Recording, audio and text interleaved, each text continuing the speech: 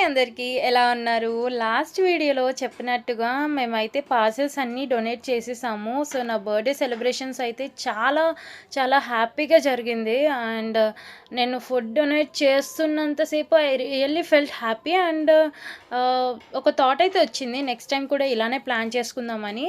And అది complete చేసుకొని మేము సాయంత్రం 7:30కి అయితే ఇంటి నుంచి స్టార్ట్ అయ్యాము. అక్కడి నుంచి బస్సులో సికింద్రాబాద్ స్టేషన్‌కి రీచ్ అయ్యేసరికి ఆల్మోస్ట్ 9:15 అయ్యింది. నిజానికి విజయవాడ ట్రిప్‌ని ముందే ప్లాన్ చేయలేదు. 1 వీక్ ముందు అనుకున్నాం. సో, సింహపురి ఎక్స్‌ప్రెస్ 10:00కి ఉండడంతో జనరల్ టికెట్ తీసుకొని ట్రైన్ ఎక్కేసాము. మాతో పాటు హనీ కూడా వచ్చింది. చూసారుగా ఎంత బాగా తింటుందో. అల్ఫా హోటల్ దగ్గర చిన్న కేక్ తీసుకున్నాం. కొంచెం మమ్మీ గుర్తొచ్చి ఏడ్చింది కూడా. కానీ కాల్ మాట్లాడాక మళ్ళీ నవ్వడం స్టార్ట్ చేసింది. సో, విజయవాడ ట్రిప్‌ని ముందే ప్లాన్ చేయలేదు.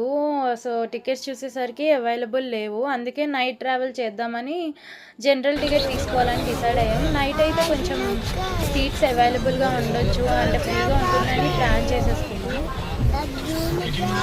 జనరల్‌లో వెళ్ళినా మాకు సీట్స్ అయితే దొరికాయి. పడుకోవడానికి కూడా ప్లేస్ వచ్చింది. కానీ నేనైతే నైట్ పడుకోకుండా అలా కూర్చునే ఉన్నాను. కొంచెం హనీతో ఆడుకున్న. తర్వాత అది పడుకుంది. నేను మాత్రం దిగే వరకు అసలు పడుకోలేదు. నాకు కొంచెం అన్‌కంఫర్టబుల్ అనిపించింది. నేనెప్పుడూ అంటే తీసుకుంటే టికెట్ తీసుకొని ట్రావెల్ చేశా. బట్ ఎప్పుడు ఇలా జనరల్‌లో ట్రావెల్ చేయకపోవడం వల్ల అంత కంఫర్టబుల్‌గా అనిపించలేదు. తనని పడుకోబెట్టేశాక తనని చూసుకుంటూ ఉన్నా అంతే. అండ్ ఇలా అయితే మా ట్రైన్ జర్నీ కంప్లీట్ అయింది. దాని తర్వాత మార్నింగ్ 4:00కి విజయవాడ స్టేషన్‌కి రీచ్ అయ్యాము. అక్కడి నుంచి ఆటో మాట్లాడుకొని కృష్ణా ఘాట్ దగ్గరికి వెళ్ళాము. ఆటో ఛార్జ్ వచ్చేసి 70 రూపీస్. పర్ హెడ్ మనకి 20 రూపీస్ అయితే ఛార్జ్ చేస్తారు. సో, హనీ చిన్న పాప కాబట్టి తనకి 10 రూపీస్ తీసుకున్నట్టున్నారు. మేము 70 అనగానే ఓకే అనేసారు. సో, ఆటోలో అయితే స్టార్ట్ అయిపోయాము. అక్కడ మొత్తం విజయవాడ వ్యూ అయితే చాలా ఎంజాయ్ చేసాం. మార్నింగ్ 4:00 ఎవరూ లేరసలు. కానీ చూడ్డానికి ఎంత బాగుందో విజయవాడ వ్యూ అయితే. అక్కడ కృష్ణా నది, బెజవాడ కనకదుర్గ కొండ వ్యూ అంతా చాలా అంటే చాలా బ్యూటిఫుల్‌గా ఉంది. సో, మనకి స్టేషన్ నుంచి కృష్ణా ఘాట్ దగ్గరికి ఆల్మోస్ట్ ఒక 5-10 మినిట్స్ అయితే తీసేసుకుంటుంది. అండ్ మార్నింగ్ కదా! అసలు ట్రాఫిక్ ఏం లేదు. అండ్ చాలా ఫ్రీగా ఉంది.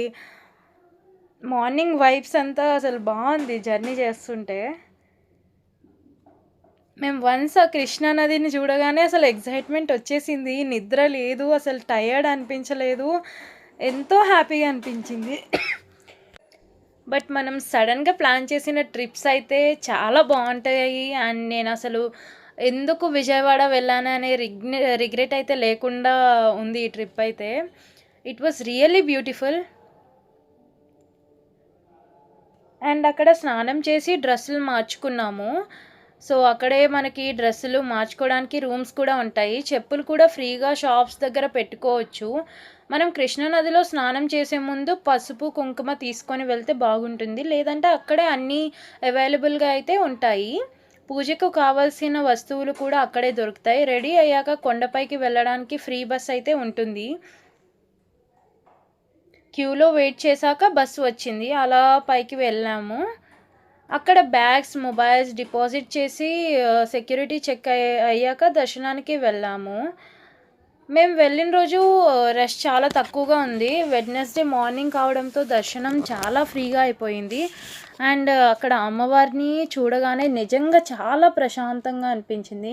ఎంతసేపు అయినా అలాగే చూస్తూ ఉండిపోవాలి అనిపించి ఈ దర్శనం మాత్రం ఎప్పటికీ గుర్తుండిపోతుంది.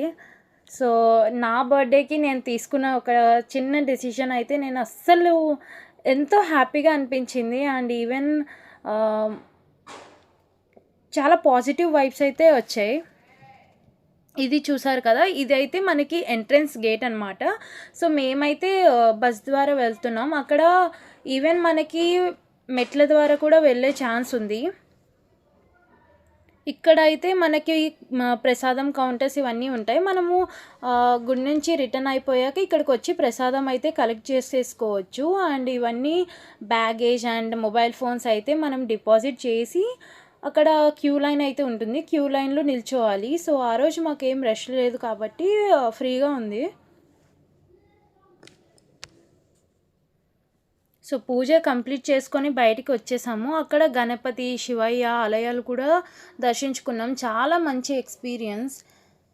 దర్శనం అయ్యేసరికి ఆల్మోస్ట్ 7 అయింది. తిరిగి కిందకి వచ్చాక ఇంటి కోసం కొంచెం వస్తువులు తీసుకున్నాం. తర్వాత ఆటోలో స్టేషన్‌కి వెళ్ళి అక్కడే మేము అయితే టిఫిన్ కూడా చేసాము.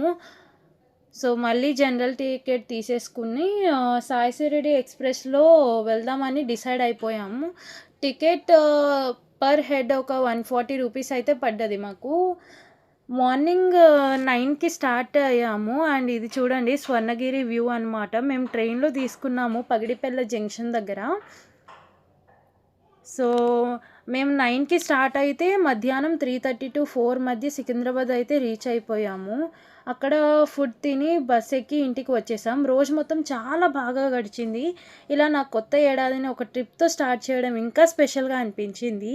ఈ వ్లాగ్ మీకు కూడా నచ్చిందని ఆశిస్తున్నాను. అలాగే నా ప్రీవియస్ బర్త్‌డే సెలబ్రేషన్ వీడియోని ఆల్రెడీ అప్లోడ్ చేశాను. ఇంకా చూడకపోతే తప్పకుండా చెక్ చేయండి.